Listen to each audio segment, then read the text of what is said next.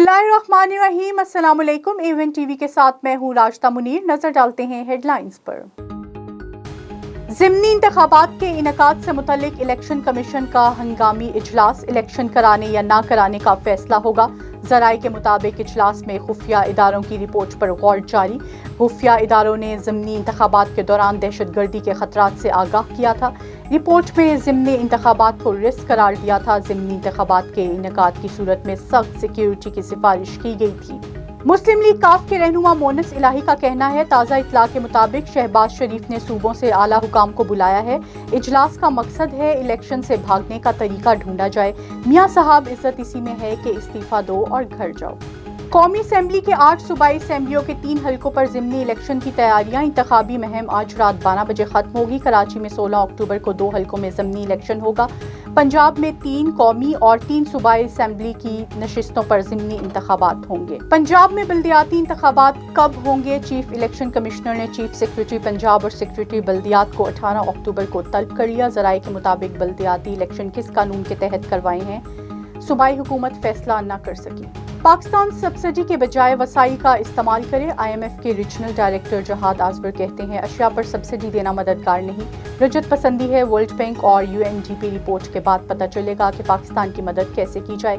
पाकिस्तान को programme review मुकम्मल होने पर $1.2 अरब दिए गए। जहाद आजबर ने पाकिस्तान में सैलाब से नुकसानात पर अफसोस का इजहार भी किया।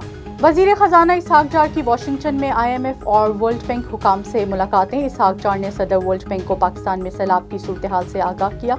वज़ारत ख़जाना के मुताबिक मईशत को मुस्तहकम, पायदार और बहाली के लिए हुकूमती इक़दामात के हवाले से ब्रीफिंग दी। वज़ीर ख़जाना की IMF की डिप्टी मैनेजिंग डायरेक्टर से भी मुलाकात हुई, जो काफ़ी नतीजा खेज हुई। इसहाक डार की अमरीकी वज़ीर ख़जाना के मशीर से भी मुलाकात हुई।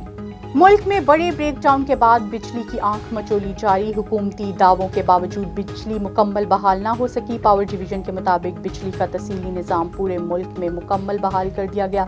कराची के जुनूब में 500 kV की 2 लाइनों में खलल को दूर कर दिया। मुतबादिल कारखानों से बिजली की रसद बढ़ाई जा रही है। सेनेट इजलास, सेनेटर आजम सवाती की गिरफ्तारी के खिलाफ PTI सेनेटर का एहतजाज। अपोजिशन अरकान ने एजेंडे की कॉपियां फाड़ दी। ऐवान में आजम सवाती को रिहा करो के नारे। कोरम नामुकम्मल होने पर डिप्टी चेयरमैन सेनेट ने इजलास पीर तक मुलतवी कर दिया।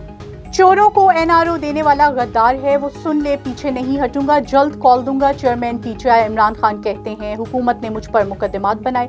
लंदन नहीं भागा, ज़िमनी इंतखाबात आम इलेक्शन नहीं, मुल्क की तकदीर बदलने जा रही है।